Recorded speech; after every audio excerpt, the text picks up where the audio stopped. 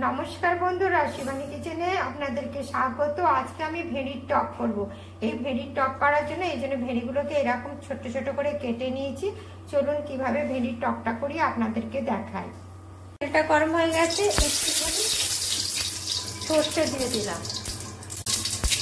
এবার একটু কাঁচা লঙ্কা দিয়ে দিলাম। এই দেখুন, কাঁচা লঙ্কা সর্ষে ফোড়ন দিয়ে দিলাম। এবার ভেড়িগুলোকে দিয়ে দিলাম। পরিমাণ অনুসারে লবণ দিলাম, হলুদ দিয়ে দিলাম। বন্ধুরা, ভেড়িটা ভাজা হয়ে গেছে। এবার এর মধ্যে আমি এই সর্ষে পোস্ত বাটা জলটা দিয়ে দিলাম। এর মধ্যে আমি সর্ষে পোস্ত বাটা দিয়ে দিলাম। এই দেখুন বন্ধুরা, ভেড়িটা সিদ্ধ হয়ে গেছে। আর এর মধ্যে আমি এই লেবুর রসটা দিয়ে দিচ্ছি।